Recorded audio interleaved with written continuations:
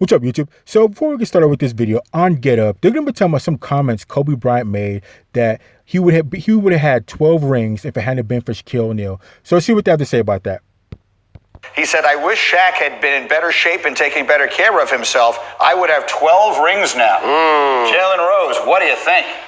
I think Shaq woke up this morning pretty upset about those comments, disappointed about those comments. I remember being on the floor with both of those guys, Greeny, when they won their first championship and thinking that this may be a real dynastic situation.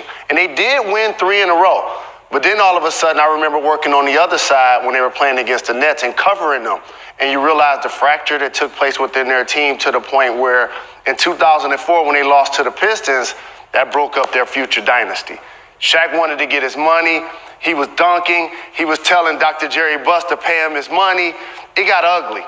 And then Shaq went to Miami, joined D-Wade, won a championship, dropped the rap lyrics, Kobe, tell me how something tastes. Yeah. And then Kobe was like, I'm going to get a championship so very bad. And he ended up doing it with Paul Gasol. And my sense of So this is another story, or one of the worst stories of what it could have, should have. Now, there's no reason why Shaquille O'Neal and Kobe Bryant should not have cleaned house in the early 2000s. So I'd say from 2000 to 2010, they should have easily quadruple-peated or whatever it would have been, won 10 rings in a row. Who could have stood up to them? Between Shaq and Kobe, there is no reason why they should not have cleaned house from 2000 to 2010 easily. They're just it's just so pathetic and so it's such a sad story because, like I said, you have two of the most dominant players, and you guys can play with each other because of the egos and little childish stuff. Well, I want to be the team leader. I want to be team captain. Yada yada yada. What they should have done is set all that stuff aside and win rings and then worry about everything else after that. It just doesn't make sense. This is such a bad story of what it could have, should have. Those guys should have been absolutely dominating early 2000s. But I don't know. Let's continue.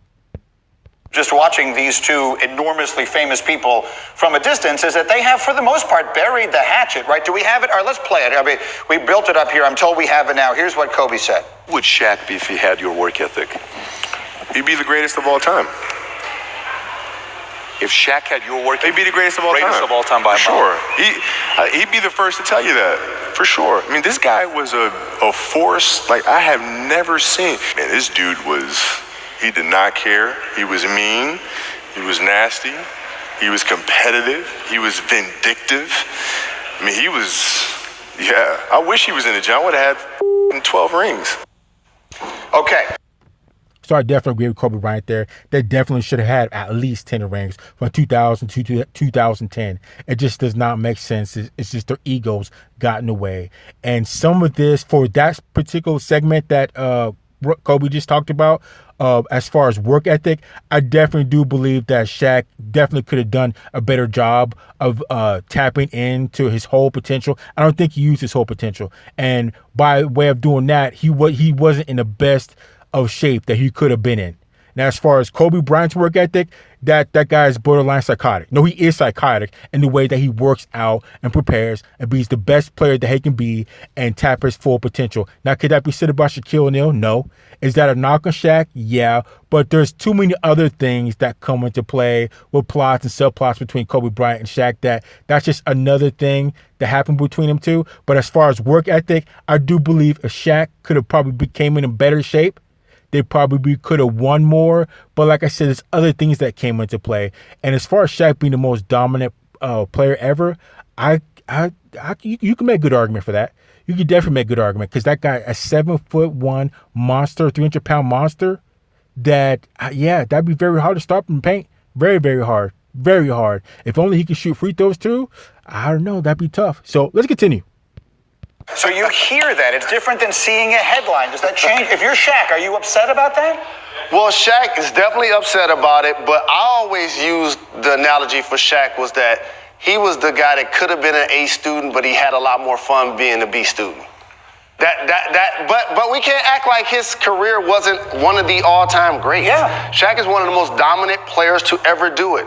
I would say he's the fourth greatest center of all time, and that's not a diss when you're behind Russell, Wilt, and Kareem. Yeah. But Whoa. So I don't know about that, Jalen Rose. I do not know about that at all. So what he said, Bill Russell, Kareem Abdul-Jabbar, and Wilt Chamberlain. Funny that two of those guys are Lakers. That's odd. And one of them's a Boston Celtic. That's crazy. So I don't know. Between Wilt was I think Shaq might overpower all of those guys.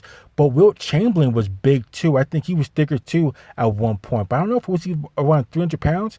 I don't know. I think Shaq would probably dominate the paint between all those guys because Wilt was big too, but Shaq is just bigger, thicker all around at 7'1". So I don't know. There's a good argument. I think I'd probably have to put Bill Russell at number 4 spot, definitely. And then between Wilt Chamberlain, Kareem, and Shaq, you'd have to switch the guys. I don't know. I'll probably put Shaq at number 1. But this should probably be for another video, but let's continue. Overall, in his era, Shaq was extremely dominant. I don't want to have this argument with you right now, but you would put him ahead of Olajuwon? That's a tough conversation. Well, you just named 3 people, and you didn't right say off the him, top, so right off the top. It's a whole different conversation, but I didn't mean... Yeah, I would definitely put Shaq against Hakeem Olajuwon. I definitely think I can see Shaq winning. Like I said, Shaq 7'1", 300+ pounds, thick. I think he probably would have been pushed around Olajuwon. So let's continue. Get us there. I would just say, listening to that, I don't think Kobe thought he was dissing Shaq in saying that. Shaq can take it any way he wants. Right. But did you think Kobe thought he was saying Kobe did not believe he was dissing Shaq. You know why? He's been saying this to himself the last 20 years. Yeah. And even...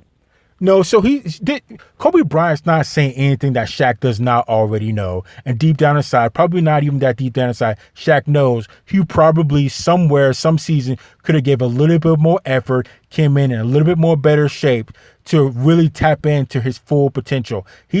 I guess you can say he may have gotten by because he's bigger and stronger than everybody else. He worked hard, but he didn't tap his full potential. So... And like I said, Kobe Bryant is not saying anything that he hasn't said to Shaq before. He is not saying anything that everybody doesn't already know. He's not saying anything that Shaq doesn't already know. So I don't think at this point everything's been said pretty much. And all parties know, where everybody stands. So let's continue. Told that to the public. And that's where it kind of eliminates a level of cold for different from former teammates, is that Kobe's been talking about this for a really long time. Shaq wasn't